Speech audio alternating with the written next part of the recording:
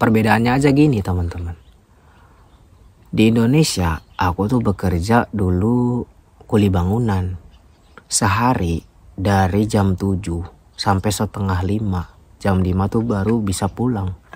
Udah beres-beres lah. Itu dapatnya tuh 100.000. Sedangkan di Jepang untuk kita bisa dapat 100.000 itu hanya dengan sejam. Halo sahabat, assalamualaikum warahmatullahi wabarakatuh. Kembali lagi bersamaku di sini Aojak di channel yang penuh suka duka ini teman-teman. Katanya di Indonesia sekarang lagi rame tagar kabur aja dulu. Nah, aku mau sedikit menanggapi yang sedang viral di masyarakat saat ini. Katanya banyak warga Indonesia yang sekarang berbondong-bondong mau meninggalkan Indonesia dan pergi ke luar negeri. Baik ke Australia, ke Korea, ke Jepang, kemanapun itu. Karena kecewa dengan kebijakan pemerintah dan situasi di Indonesia yang tak kunjung membaik. Malah semakin buruk. Katanya sih begitu. Menurut kalian gimana guys? Apakah teman-teman yang menonton video ini kalian pun ingin keluar negeri? Ingin ke Jepang? Ingin Korea? Apa kemana? Aku pikir sih kalian yang menonton video ini kalian adalah orang-orang yang punya keinginan atau punya mimpi untuk bekerja di luar negeri. Bekerja di Jepang misalnya. Ada satu komentar aku sempat baca di TikTok. Jadi salah satu postingan katanya gini. Lebih baik hujan batu di negeri sendiri daripada hujan emas di negeri orang. Nah, aku kurang setuju tuh teman-teman sama pepatah itu. Kenapa? Karena aku lebih memilih hujan emas di negeri orang. Karena kalau udah dapat emasnya, kita bisa bawa pulang ke kampung halaman. Bener nggak? Daripada hujan batu di negeri sendiri terus menerus, ya gimana? Gitu. Kita nggak bisa berkembang. Apalagi untuk orang-orang seperti aku yang berasal dari kalangan menengah ke bawah. Itu akan sangat sulit sekali untuk bisa meranjak keluar dari penjara kemiskinan. Dari penjara kekurangan, keterbatasan. Alhamdulillah aku memiliki kesempatan untuk keluar, untuk hijrah dulu ke negeri orang, ke Jepang ini. Hijrah dulu bahasanya, bukan mau pindah ke warga negaraan. Kan dibilang juga katanya kalau ke luar negeri nggak nasionalis. Bukan nggak masalah nggak nasionalis. Nggak nasionalis itu kalau misalkan kita pindah ke warga negaraan. Ini mah sebatas hijrah aja, cari nafkah, cari uang. Benar nggak teman-teman? Jadi kalau bisa aku kasih saran sih buat teman-teman yang khususnya menonton video-video aku di YouTube ini ya. Kalau kalian ada tabungan, kalau kalian ada biaya, kalau kalian ada kesempatan untuk bisa pergi ke luar negeri, entah kemanapun itu ya, mau ke Jepang, mau Korea, mau kemanapun. Saran dari aku mah keluar aja dulu teman-teman, bener, kabur aja dulu. Kalau misalkan kita ada kesempatan, apalagi kita yang masih muda, ini benar-benar menjadi sebuah jalan. Dan aku menganggap pergi ke Jepang ini adalah sebuah keputusan yang sangat tepat untuk hidupku. Karena banyak sekali hal-hal luar biasa datang ke hidupku setelah aku kerja di Jepang. Banyak sekali. Ya tentu ada suka, ada juga duka. Tapi lebih banyak sukanya. Apa yang gak aku dapatkan waktu di Indonesia, aku bisa dapatkan di sini di Jepang. Semuanya. Dan Jepang ini tempat yang sangat tenang dan damai. Tentram sekali. Gak banyak orang yang bikin tantrum. Jadi kita bisa mengembangkan kemampuan kita, sesuka hati kita. Kita bisa benar-benar menjalani hidup tuh yang benar-benar apa yang kita inginkan, apa yang kita mau.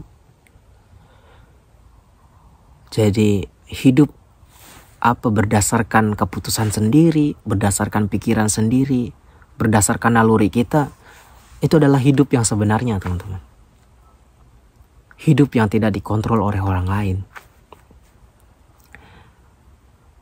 hidup tidak dikendalikan oleh siapapun. Itu yang menurutku benar-benar hidup yang sangat enak. Dan hidup yang tidak enak adalah ketika kita bergantung kepada orang lain. Bergantung kepada orang tua, bergantung kepada keluarga, bergantung kepada saudara, sahabat, teman, dan lain-lain. Mengharapkan belas kasihan, mengharapkan bantuan, mengharapkan lain-lain. Itu adalah hidup yang gak enak. Karena aku ingat kata Sayyidina Ali, aku tidak pernah mendapatkan sesuatu yang lebih menyakitkan daripada berharap kepada selain Allah Subhanahu wa Ta'ala. Jadi hidup dengan berharap kepada manusia itu sangat gak enak. Dan aku mendapatkan kebebasan, mendapatkan sayapku itu di Jepang ini teman-teman. Bisa berdiri di kaki sendiri, bisa terbang dengan sayap sendiri. Ini bukan tentang bahwa gaji di Jepang itu besar ya. Enggak teman-teman. Bukan masalah gaji besar atau kecilnya. Tetapi kehidupan yang cukup. Aku bilangnya gitu. Kehidupan di sini itu cukup. Karena gaji itu relatif. Meskipun kita sama-sama kerja di Jepang, gaji belum tentu sama. Meskipun kita sama kerjanya di satu perusahaan, gajinya pun belum tentu sama. Jadi kalau misalkan aku bilang di sini, gaji di Jepang besar, nanti tiba-tiba kalian datang ke Jepang terus dapat gajinya kecil, kalian nanti kecewa. Kalau misalkan aku bilang gajinya di Jepang tuh kecil, nggak kecil juga, karena ada yang bisa mendapatkan lebih besar, banyak sekali. Tapi kalau menurut aku pribadi, kerja di Jepang ini ya gajinya lumayan cukup untuk kebutuhan pribadi, cukup untuk kebutuhan keluarga, bisa nabung juga, bisa untuk mengembangkan diri, kemampuan kita mau kemana dan seperti apa. Ditambah kita bisa menambah wawasan, kita bisa liburan setiap hari mau kemana, setiap minggu, ya kan. Kita nabung, ya mumpung masih di Jepang, kita misalkan mau liburan kemana, kalian suka liburan apa, kayak gitu. Cuman ya gitu, untuk kita bisa bekerja di luar negeri ini, khususnya bisa bekerja di Jepang, itu ya kita harus siap berjuang dan siap berproses dalam waktu yang cukup panjang. Karena gak mudah untuk mempelajari bahasanya, untuk menyiapkan dana biayanya. Mungkin yang lebih lama tuh ya mengumpulkan biayanya ya teman-teman. Tapi sekarang udah banyak kok seperti LPK yang menyediakan dana talangan atau dana pinjaman, yang itu bisa juga jadi opsi bagi kalian yang mau pergi ke Jepang. Seperti aku pakai dana pinjaman, jadi alhamdulillah bisa ke Jepang menggunakan dana pinjaman dan setahun lunas utangnya. Jadi selebihnya ya kita bisa buat nabung, bisa buat kembali ke tanah air. Atau kita mau lanjut seperti aku kan, lanjut di sini lagi ya. Karena di sini masih worth it, masih memberi kehidupan yang cukup dan masih nyaman untuk ditinggali. Jadi aku lanjut di Jepang lagi. Karena apa? Karena senior aku pun yang pulang ke Indonesia, teman-teman aku yang sudah pulang ke Indonesia tuh banyak yang pengen balik lagi ke Jepang. Itu jadi mumpung masih ada kesempatan kerja di Jepang, ya aku lanjutlah selama mungkin sebisa aku sampai ekonomi semuanya pulih dan punya kebebasan finansial. Jadi teman-teman, bukan aku menjelek-jelekan Indonesia, bukan aku juga meremehkan pekerjaan-pekerjaan yang ada di Indonesia, bukan. Karena di Indonesia pun ada orang yang konglomerat, ada orang kaya, ada orang kalangan menengah, ada orang yang kalangan ke bawah. Nah, kalau seperti orang-orang yang kalangan menengah ke bawah seperti aku ini, ya lebih baik pergi ke sini, ke Jepang, gitu. Karena perbedaannya aja gini teman-teman. Di Indonesia, aku tuh bekerja dulu kuli bangunan. Sehari dari jam 7 sampai setengah 5. Jam 5 tuh baru bisa pulang. Udah beres-beres lah. Itu dapatnya tuh 100.000. Sedangkan di Jepang untuk kita bisa dapat 100.000 itu hanya dengan sejam. Jadi bayangkan perbedaannya. Kita mengeluarkan tenaga seharian dengan tenaga 1 jam. Bahkan orang-orang Jepang itu kerja di Jepang ini teman-teman ya, nggak setiap waktunya tuh berat, nggak satu harian full tuh kerjanya tuh berat capek, enggak. Kadang ada beberapa waktu luang, jadi ya santai, ada santainya. Kadang lagi capek-capek, kadang lagi cepat-cepat, kadang lagi santai-santai kayak gitu. Jadi aku mikir tuh, wah kata aku teh, dulu seharian sampai pinggang sakit dapat 100.000 di Indonesia. Di sini sejam doang bisa dapat 100.000. Sejam, capek sejam sama capek sehari beda, jelas teman-teman. Nah disitulah aku untuk mempertimbangkan bahwa sepertinya kalau kita belum punya modal yang besar-besar banget untuk bisa buka usaha sendiri, lebih baik bekerja dulu lah di sini, di perusahaan Jepang ini, di sini. Itu perbedaannya seperti itu.